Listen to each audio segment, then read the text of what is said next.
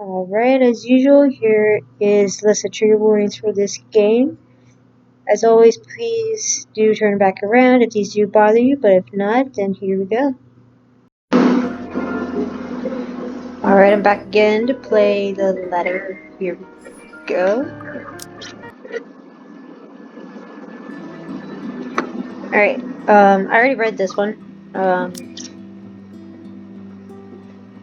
Okay, we're back. Alright. Entering the dining hall caused me so much confusion. It's dark. For a moment I thought the electric work is out to par. But that's clearly not the case, as every other room is bright with artificial light.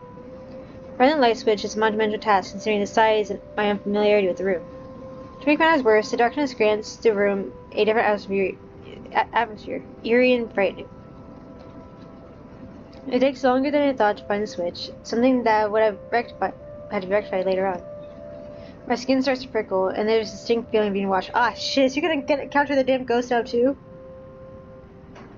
Ah, shit. I mean, by technicality, I guess she already has, but she didn't even see it on that second time. It unsettles me and only spurs me further on my search. When I do open the lights, there's a hiss. Turn the lights down, woman. There at the end of the hall is my beloved husband with his face in one hand and a glass in the other. Perhaps I can let it go if it's only one glass of wine. Okay, so maybe not. However, I feel myself go livid after seeing the toxic green liquid gleam mockingly at me. Luke, what? Are you drinking? I don't know. Shit. Absinthe? I don't know how to pronounce that properly. I'm not good at words anymore. You know what the doctor said? Absinthe, Luke. Are you actually trying to kill yourself? Because if you are, you can just we can just hit you with the bloody car. Honeybee, Buttercup, not too loud, please. Besides, it's not Luke. It's not too strong. Just a hair of that dog that bit me. Helps the hangover, dearest. You drank? When? This morning, love. Don't be mad. I just need a few drinks to deal with those simpletons. Maybe I had one too many. You don't see me whining about you leaving me to handle them on my own. I attended the photo shoot and an interview with the luxury living. You know that. Let's not make this about me, Luke. This is about you and your drinking problems, and... Oh, I don't know, Hannah, darling. One of my drinking problem, as you call it, is linked to you. Oh, well, shit. If you think about it that way, this discussion is about you. That was pretty mean of you, leaving me to do all the work like that. You can't use the interview as an excuse either, hon. I was informed the moment of your interview was done. So what was it then? What were you doing?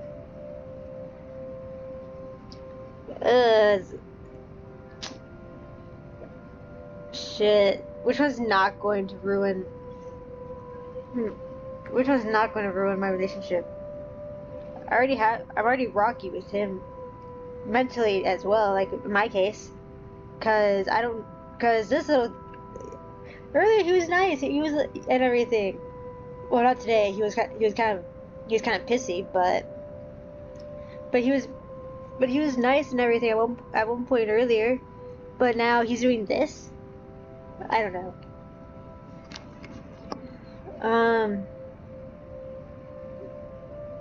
Okay, I get the feeling he's probably gonna know I'm lying.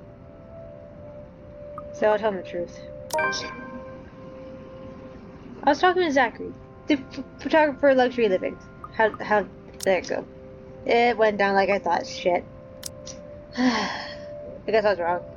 If I had said I was doing the garden, he probably would have been happy. Ah, shit. He probably would have been happy because he likes the damn daffodils. I think that were in the garden. He would have enjoyed that. Damn it. I have no reason to tell lies. It's not like I'm guilty of anything. But as Luke's expressions turns, he makes me feel as if I am to blame for something. He has a way of making me lay bare with just a look. That really struck me when we first met years ago. Yeah, I'll say that. You were having a secret meeting behind my back and it was with him? What are you implying? I'm implying nothing. I'm just worried. You know better than to trust those media types, Buttercup. He must have been really friendly to occupy your time like that. But all he's looking for is his next big headline.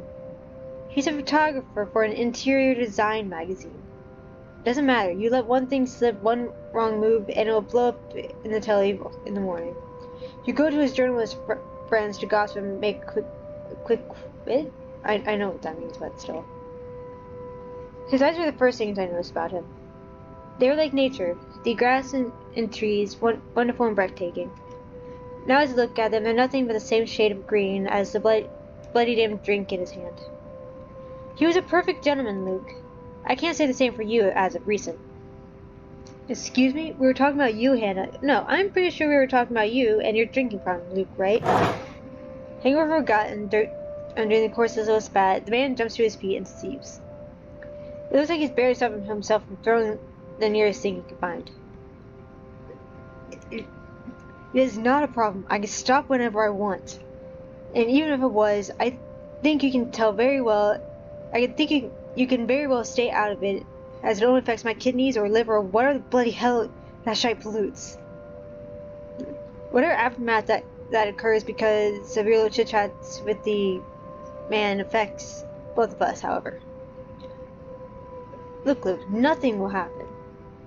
You have to relax. It's just a friendly chat. Well, now I think I'm getting jealous.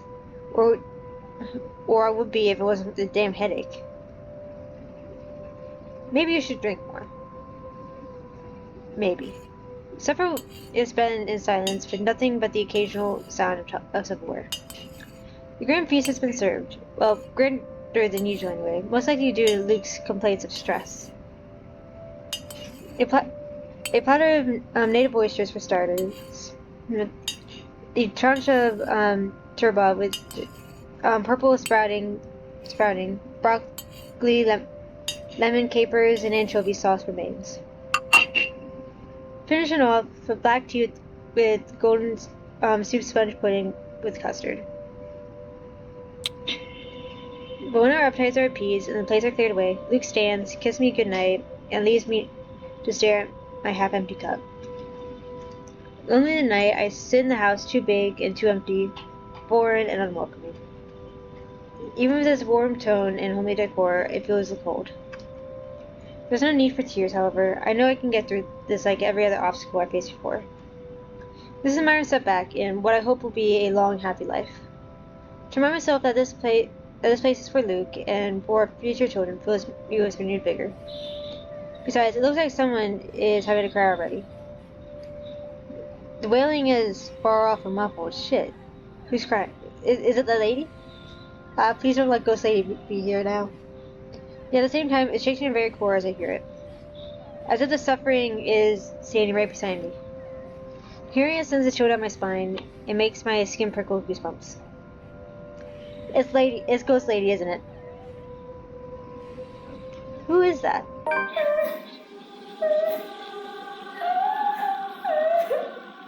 Curiosity sinks in as I follow the sorrowful sounds into the kitchen, into the wine cellar hatch. Hello? Is anyone down there? I'm curious and concerned, but there's no way I'm going down the dark and humid underground. I'm not as enthusiastic as Luke, who considers himself to be quite the connoisseur. However, I cannot bring myself to go to bed with this racket going on. If it's one of the household help, they will surely need some talking. After all, this wouldn't be the first time I've gone and found one of the maids sobbing their eyes out over one thing or another. As professional as our staff are, they are still human. More often than not, it was either Johannes or I who calmed them down, who would help them figure out how to get going about things. Unfortunately, I'm not in high spirits right now, so I am not hopefully benevolent. If it is just one of the staff, then I want to go down there, but it's gotta be the damn lady. There's no way it's not the lady. And will the lady get more pissed off when I don't open the hatch? Let's go down. Let's open. See what happens. Okay. I may not be going down, but there is no point in talking through closed doors. Or hatches in this case. The thing refuses to budge at first until the soft click, and it swings free. As I open the hatch to look in the cellar, a sense of unease washes over me. It's gonna jump out at me, isn't it? It isn't the sudden onset of vertigo or nausea, but also the darkness. It's suffocating. And as I look down, it feels as if it's looking back at me. I worry that something will suddenly pull me into the deep. I can hear her whispering. It is her! Shit!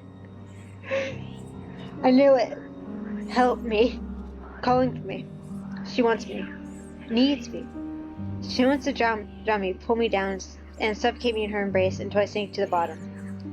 The deep abyss waits, yet inviting yet foreboding. She's calling me from in there, isn't she? And I do want to help. I do. But the shadows threaten to creep out, and the feeling of apprehension keeps me in place. Already, it paints the room in a darker light. Shit, it's getting all... Holy shit, what's going on? What's happening? There's a lurching sensation, and the feeling that follows is hard to explain. Here's as if I'm watching myself in the sidelines. Shit, it's getting really dusky now. Really, is that good? A spectator of my actions, or lack thereof. I sent myself out of this detached feeling, to move, to do anything except stare at myself. And for a moment, I see the look of fear in my own face. I'm back in my body, but the hook in my stomach is no longer the only one. There are hooks everywhere, tearing and pulling my skin, flesh and bones. They pull at me in every direction, and it hurts. It hurts so much, and I can't remember myself to scream out. Help me! I can't do that very well. Oh shit, what am I doing? Oh, fuck. Shit. You... Okay, I got it. When did I go to bed? I wake up from a deep slumber. It takes a while, with the fog that has settled in my head and with my heavy limbs. But soon enough, I manage to look around. I'm in our bedroom already, but I do not recall going here. Luke slumbers beside me, looking peaceful and angelic. It doesn't matter. I'm safe, and I feel better than ever. Tomorrow, better days will come. Yeah, okay, sure. Let's go with that. Oi. When did I go to bed, and what the hell is going on with Demon Lady?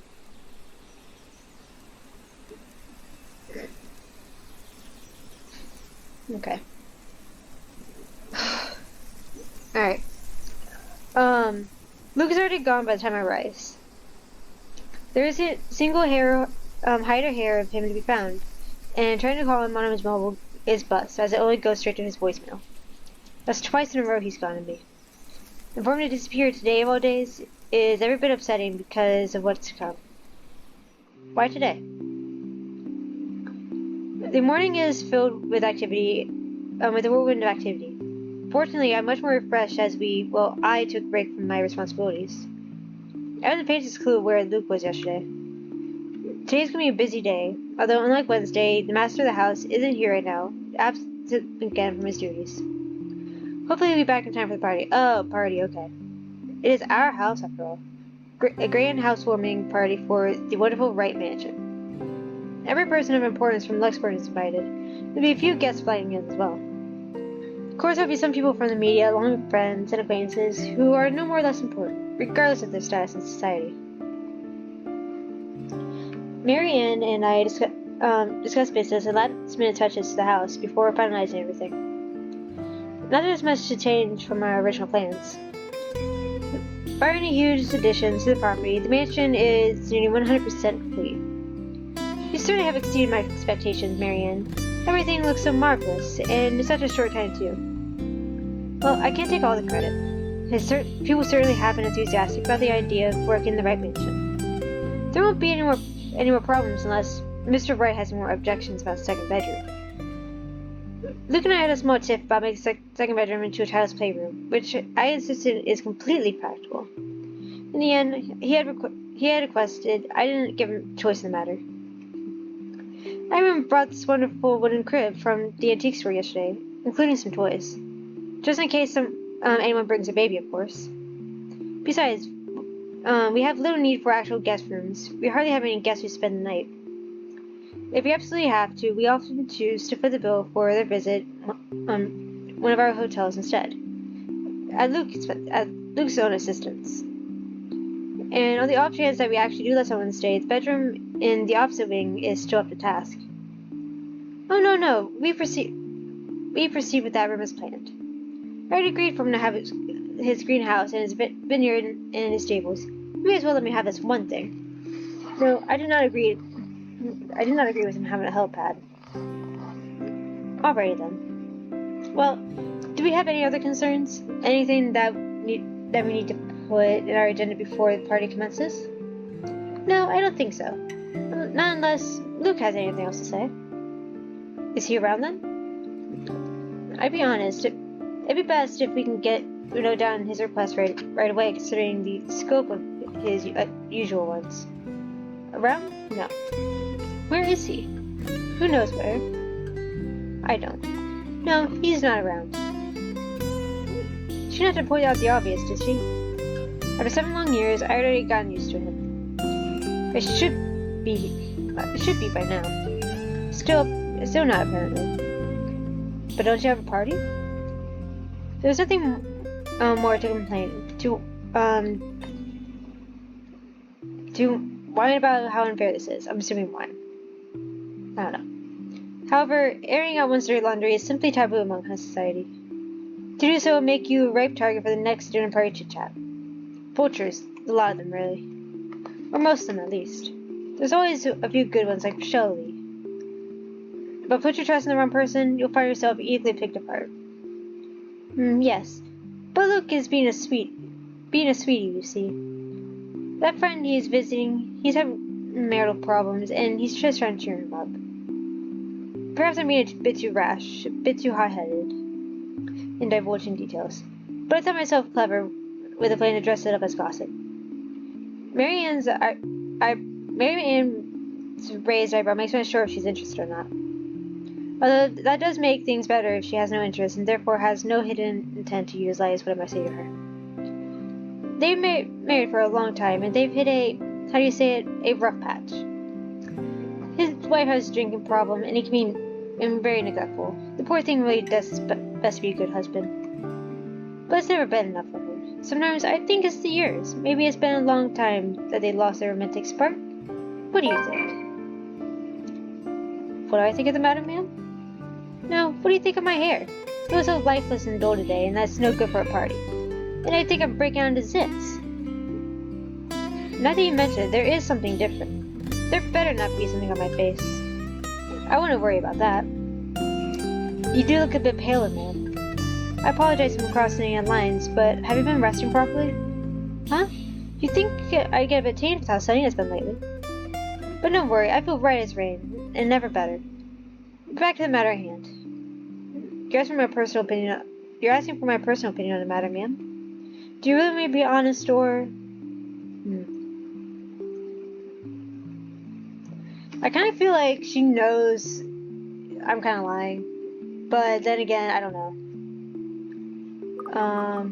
Be honest. Be honest with me, Marianne. I don't need someone to sugarcoat it. I'm not some fragile thing that I'm going to break down the slightest thing. She hesitates, taking a sip of her coffee while I stare into my own cup of tea. The silence stretches on, and I honestly believe she will never answer my question. I suppose that I shouldn't blame her, putting her in a tight spot like this. Her hesitation is understandable, though I love to admit it, she simply wants this whole thing to stay professional. But then she speaks. If I'm going to be completely honest, I need to ask. Is this about you and Mr. Wright, isn't it? I knew it. She knew. It's my turn to hesitate now. I really didn't expect such a straightforward question. And to get to the heart of the matter, I suppose I'm not as clever as I think. Or is it really that I'm that bad to an outsider that I see on my own troubles? Surely we aren't that obvious, are we? We put up a perfect act. We put the act as a perfect couple for years, although it hasn't always been an act. Marianne is just more keen than the average person, of course. It's necessary to her career, as she's been working closely with us. Yes, that's it. I suppose it is. What would you tell me? Then I tell you it's none of my business. I tell you that I don't want to meddle. But if the troubled husband with a neglectful wife asks me my honest opinion, I say he shouldn't base his happiness and his self-worth on someone else. Someone who won't give him the time of day. Maybe he should try being independent for a while. See what it's like when he isn't trying to please someone else and doing things for himself. Everyone's supposed to be on their own man or woman, right? A bit of breathing room never hurt anyone. That's just my 2 pence worth, of course. So you say they should divorce? Nothing as drastic as that.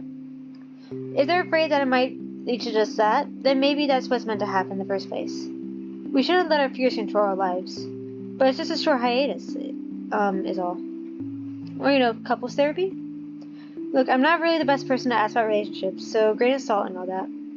She trails off, having said her piece, and leaves nothing but the smell of coffee and Earl Grey between us. There's a calm despite the nature of what has been discussed. To say that her words make me start to think is an understatement. To say that I'm not considering her advice is a lie. And to say that this might be a calm before the storm is a possibility. Others have had short marriages, yes, but plenty have celebrated long and happy ones as well. My own parents celebrated their core anniversary before they passed away. But 7 years? 7 years isn't a whole lot in the grand scheme of things. It isn't a whole lot of time to see what and where a relationship can bring us. At the same time, 7 years, well, it hasn't been an entirely made up happy years, has it? It won't last forever. It's not supposed to anyway. I just dread the thought of what might happen for a very long time. I dread the thought of these small spats, these little disagreements, will turn into an outright resentment.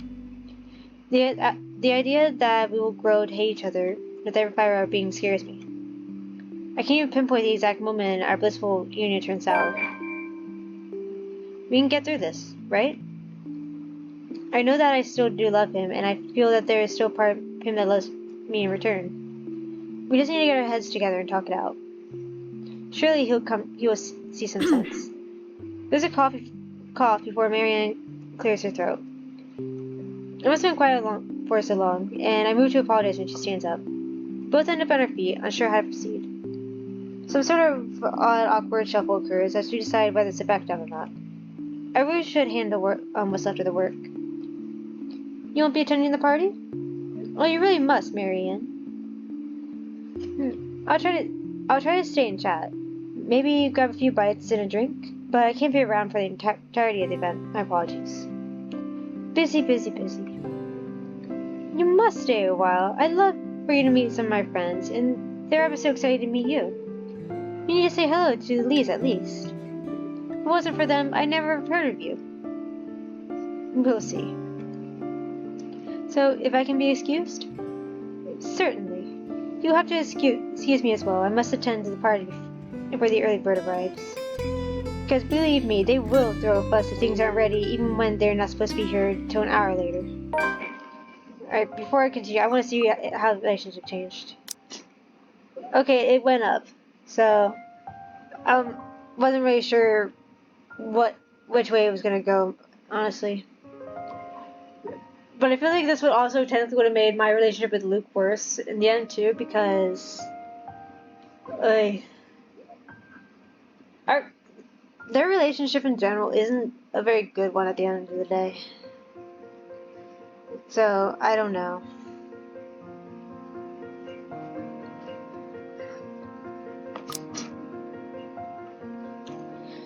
The scene outside the parlor is great. It's a great organized mess. Aside from our household help, we hired the service of temp agency to provide staff with the right enterprise in the hospitality sector. Even our very skilled staff cannot undertake a party of this size on their own. Waiters, busboys, hostess, and their staff captains move around in droves, carrying crockery and serveware good for several dozen people and then some. Chefs and bartenders tail after Johannes, looking like scared little children as he escorts them through the kitchen to the wine cellar. To peruse the stocks, to select what can be served at the party and what can be used for cooking. Snail? We have a lot to do, and I believe we not hire snails. Snails are for dishes. A certain quartet's ready to play for the evening, tuning their instruments as they fill the air with idle chatter. Floor decor, where thousands spilled vases, wreaths, and baskets, while petals are scattered throughout the driveway up front. Ooh, that's pretty pretty. A nice sculpture of a reindeer is brought in carefully by a pair. It's followed by a simple cake, just 5 tiers with chiffon one with white chocolate mousse, fresh berries, and a light dusting of edible gold leaf. Yeah, that really looks good. I kind of want that. But despite the fact that I told Marianne how I will attend all of this, I find myself unable to focus or care for any of it. I still have our discussion running in my mind, and looking at all of this, I only see Luke everywhere. These are all grand things that Luke wanted to have for the party. I wanted a small, elegant, simple gathering, with only a select few invited, namely people who I would actually trust enter my home. I did not want any bloody politicians or paparazzi here, no matter how used I am to catering to them. I'd just be here for your party. Damn it, Luke. The whole thing is screamed Luke Wright, and I can't help but add another question to my growing list of queries. When did I lose myself? It's always about him nowadays, isn't it? What about Hannah Wright? What about Hannah Evans? I used to be my own woman who made her own name, her own career, and her own decisions. Sure, I was already a social butterfly that I am today, but it wasn't all empty, shallow gossip and sitting pretty. I was also lauded for my knowledge and talent. The finance manager wasn't just handed to me just because my father owned the company. I insisted that I start at the bottom so I could work my way up to the top and prove myself. And I did. I worked numbers, managed budgets, money and counts, analyzing the competition and marketing trends. There was calculation of financial risks, cost reduction opportunities, auditor liaisons, and public relationships, supervisor of staff, and, well, I generally had a huge slew of responsibilities. Admittedly, I was already quite the attention seeker even back then, having dedicated most of my youth craving for my parents' approval. Feeling that, I turned to others, looking for praise from anyone who would give it, however fleeting it was. And Luke, the way he looked at me, the way he watched me into genuine interest, he had me disgustingly obsessed since day one, hasn't he? He saw me for me, Hannah Evans, with both my faults and my achievements. The man didn't treat me like some damsel in distress or some prize to be won. I remember the nights before we married where we talked about everything and anything, from big things like business, society, philosophy, to little things like we want for breakfast or whether we like cats or dogs more. We both prefer dogs. Nowadays, I'm just Luke Wright's wife. Yeah, I don't know. This makes me feel sad for her. It's mostly my fault, isn't it? They told me that husbands preferred wives who are docile and subordinate. A woman who is always there for them, yet would never outshine him in all aspects except beauty. A wife needs to be at home and attend to his needs, to have children and take care of them in his absence. They said I have no business working anymore after I was married. I can't blame society, but I listened. Before I can fall further into an introspective pit of self-loathing, someone calls for my attention. I guess I've arrived, ma'am. And Luke? Running a bit late, I'm afraid. Late for his own party, that man. I swear, he's probably looking to make some dramatic entrance, knowing him. But open the doors. We mustn't tarry.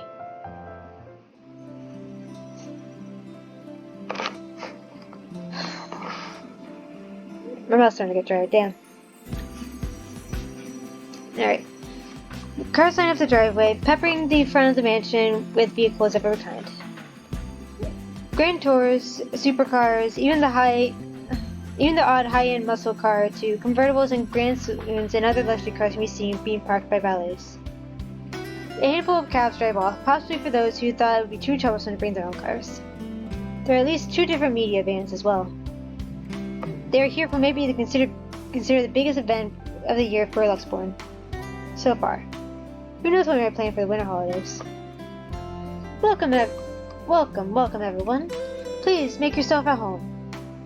Some of the guests idle, enjoying the warm, if not strange sunshine we're experiencing before gloomy skies inevitably return. As they create acquaintances and friends with warm smiles, others less so. From where I stand, I see the hierarchy of power, the ties that bind these individuals here through whether convenience or necessity. However, there are also few here who are further cement their place in current high society. What? Why is he here? Why is Ashton here, of all people? Okay. Such as that young man with the oriental hair, ignorant of the looks he receives from women and men alike. Be careful with Shirley, alright? And Rebecca? With a rose-haired woman talking on her phone while she looks unsure why she's here exactly. Yes, I'm at the party already, Mom. I'll stay and say hi to her if I can. I see Zachary, the photographer, as well. He talks to a few other media crew with an air of familiarity. I was just here a few days ago, yeah. Yeah, the inside is huge, but their staff is pretty helpful if we get lost. This guy. And then there are people like Chief Inspector. People who I can never be too sure about. People who stamp on the border between being suspicious and being trustworthy. Thank you for the invite, Hannah. Husband's still missing, I see. I should be saying the same to you. To your darling, Rochelle Lee. The doctors again? She told me she'll be in the gardens. I bet she's lying and that she's somewhere mingling, gossiping with other ladies. No offense, but that seems to be all you ladies do at these parties. And you aren't gossiping right now? Yes, well, what about Luke? Shouldn't we file a missing person report now, or do you want to wait 24 hours? He's around. You know, I can tell someone's bluffing. Don't tell me, let me guess. He's trying to drug himself to death and not wanting a scandal you've hidden in his body. No, this isn't really funny, you know. You really ought to think about what you say. I was wanting to give this housewarming gift to him personally, too. It's a plate that holds a wine glass so that he can stop killing himself with liquid lunches. Looks like it's too late for that. Nothing like that. Besides, this is hardly polite conversation. Relax, I'm just trying to be cheeky, to lighten the mood. It's not like I want Luke dead. The man doesn't serve a doge upon like others when I visit him. He pays his respects well enough. Could use a glass of wine or 3, actually. Rochelle's been in a horrid mood. He threw his stilettos at me the other day and almost took my eye out. Not sure if this is how it usually goes, but I blame the pregnancy. I wouldn't know, would I? Still no plans for a baby? I guess that's for the best. If it's this bad now, I can't even imagine how bad it'll be when the little baby bump becomes huge. Haven't mentioned how I don't trust him, no matter how hard I try to do so. At least he brought a gift, I suppose. Why don't you just go inside and have some wine, Mr. Lee? Think I will, thanks. Greetings such as these carry on as the guests continue to trickle in. Whether we have a short conversation or merely shake hands and nod heads, I make sure the guests are attentive and welcome each of them. As the first hour passed us by, the rest of the stragglers and I adjourned to the ballroom. Any latecomers will have the attention of the porter instead. I have other duties to attend to now. Hosting parties is always the same old song and dance, no matter how big or small it is. Make sure your guests are well fed, have good company, and have them genuinely enjoy themselves. Okay, but I'm still trying to figure out why is Ashton Rebecca and Luke. No, not Luke. Zach here. Rebecca, Ashton, and Zach. Zach, I can understand a bit. He might be taking more pictures, but Rebecca and Ashton? Why? Do they know somebody? Is there something or something? I don't know. So when my opening remarks are done, when the band has started to play and the guests have started eating, I find myself wandering around aimlessly unless I am pulled aside. For a while, I stay with a small group and entertain before I excuse myself. When they're not watching me, I watch them. When they don't listen, I do. A local banker is having trouble with his daughter. He wishes to marry her off, but she wants nothing more but to make music. She's one of our hotel managers worries about his stolen belongings of one of his patrons, a failing insecurity which should be brought up to higher authority soon. Our mayor, well, his cat died. And there's a rose-haired woman once again. It is hard not to notice her with her distinctive locks. She also lacks the grace the other ladies have, though that does not make her any less beautiful. Her stance and the air she exudes, instead, are strong, and they make her stand out despite her casual attire. Many men have already given her their attention, though each invitation to dance has been turned down. I approach, intrigued, although it is no great mystery what occupies her own attention, with the glances she keeps sending towards the boy's oriental hair. She remains unaware, even as I stand by her and pretend that I'm there for a drink. You would catch his eye a lot better if you wore nice clothes, don't you think? Didn't realize a housewarming party was going to be this fancy. I would have gone with a nice dress if I knew. Oh, you're fine, dear. It's really only the parvenu that those who that. Quite the black-haired beauty, isn't he? The boy comes over, but I do nothing to speak any softer. He merely passes by, and it is a wonder if he doesn't hear what I said. Who, Ash? You know, you shouldn't have turned down those offers. If I wasn't married, I'd happily go dance with those young men. But you said his name, Ash? That's an exquisite lad you've been looking at all this time. I don't know him, and I'm the one hosting this party. That must mean you know each other. Is he your boyfriend then? That'll explain those reductions. In all my life, I've never seen a face grow red so fast. The shade of her hair doesn't help at all. This is the most pink I've seen on a person, really. What? No, that's ridiculous. He isn't my boyfriend. Such a violent reaction. A simple no would have sufficed. And he would be happy to hear it. And I haven't been looking at him. That's right, you've been staring. Quite heatedly, in fact. Although I'm not sure if you look like you want to kiss him or kill him. It's more the latter, currently. Don't just go murdering him on my property. I don't want to walk into a room and suddenly find a body there. I wave to feel a burning sensation as someone stares.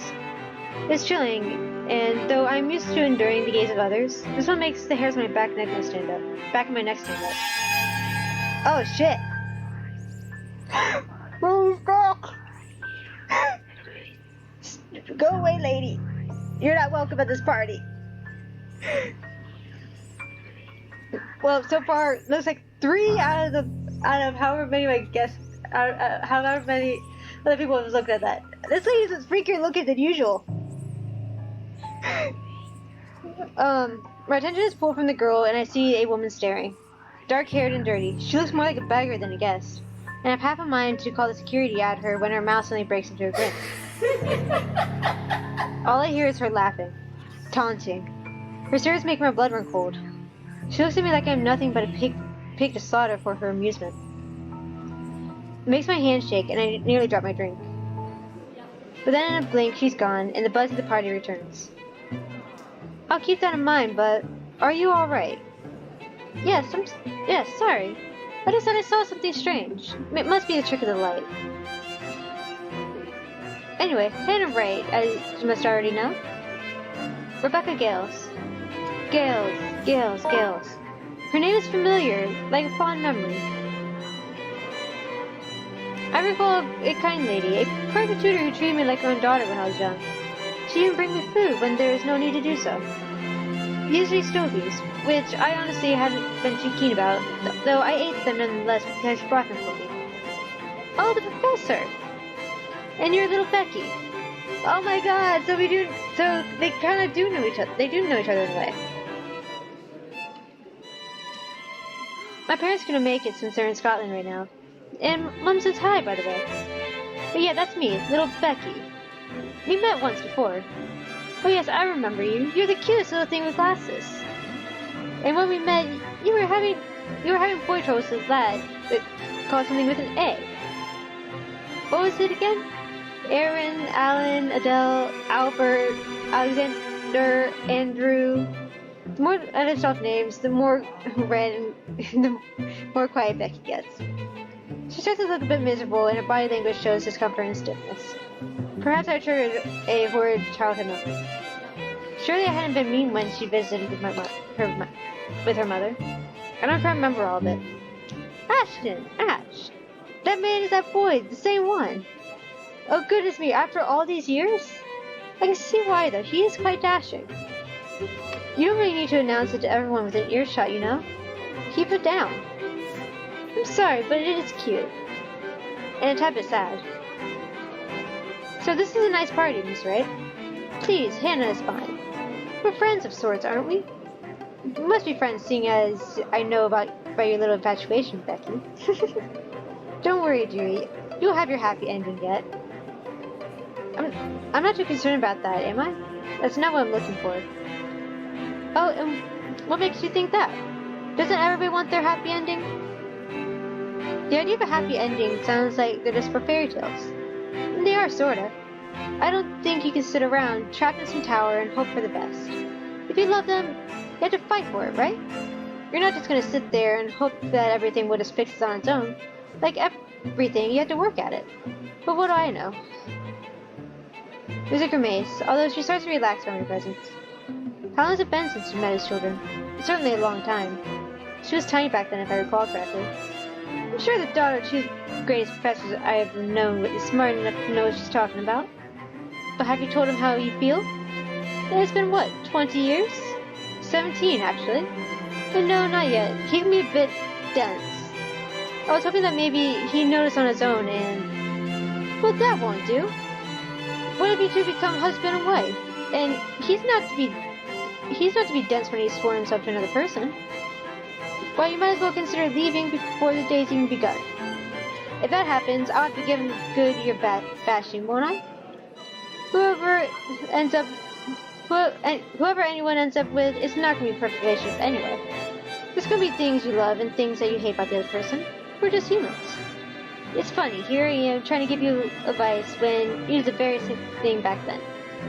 I remember you giving me a makeover when we were still kids, and you were the first I ever told about my crush. I do remember now that she mentioned, isn't it? Did I give her that yellow summer dress? Or the pink blouse and the petticoat? She must have kept some of what I said in mind.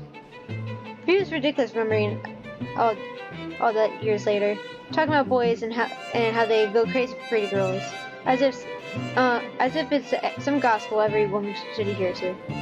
It's so easy to say such things then, when with me not knowing any better. Though looking at her now, she must have kept some of what I said in mind. Perhaps I did say some good at that time, enough for her to take it to heart. But all that doesn't matter at the moment, as I mull over what she said in my head. What Becky told me is different from Mary Ann told me. There was no time to ponder over that, however, as a hush descends upon the lively crowd. The string of music and clatter slows to a grain hole as the doors from the foyer opens. The last of the latecomers should have arrived moments ago, and anyone in this late would be simply too embarrassed to show their face. So there's only one person, or rather, one man. There's only one man who is audacious enough to arrive to his own party so late.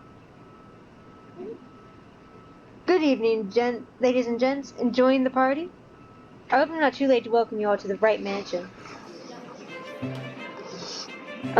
Unlike I, who was raised in the spotlight and simply grew used to his presence, he sought out every chance he could, even when there was no spotlight that shone. I'll never put it against him when he smiles like that.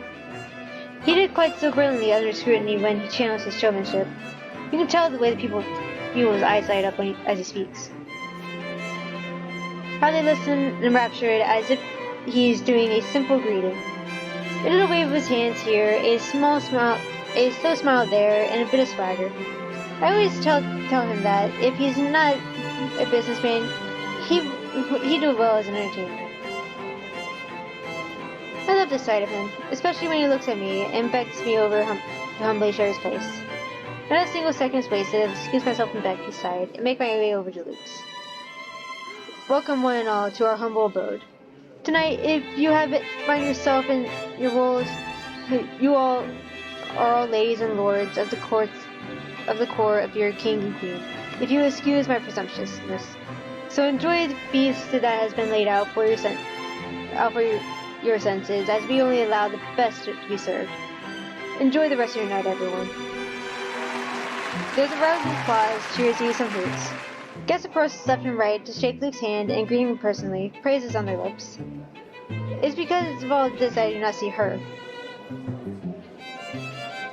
I do not see her until she is dangerously close, with fear in her eyes, and she's already spitting venom.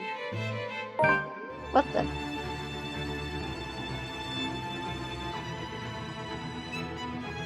Johannes restrains her, taking care not to unnecessarily harm the pregnant woman. Is that Mr. Lee's wife?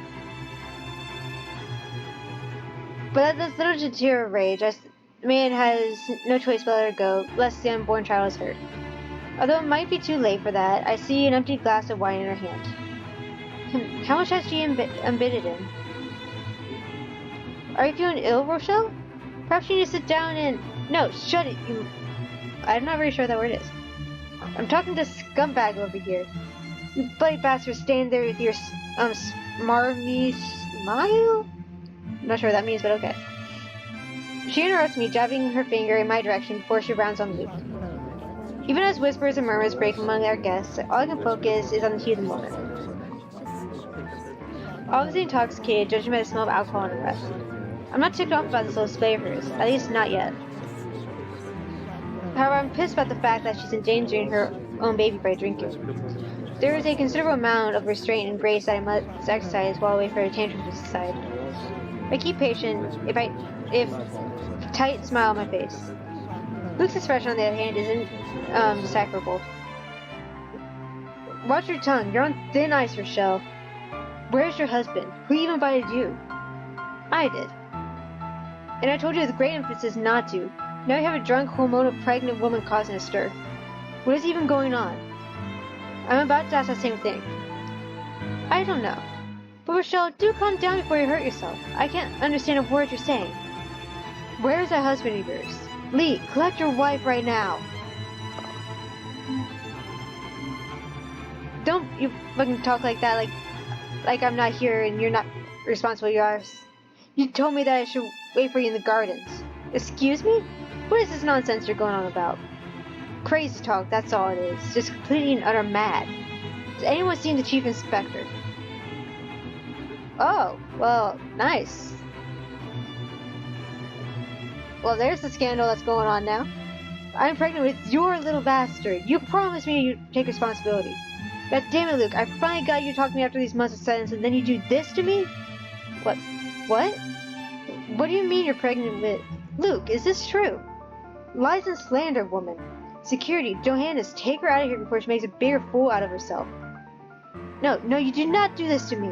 I was so ready to leave my stupid open husband. I told you to leave that damn wife of yours.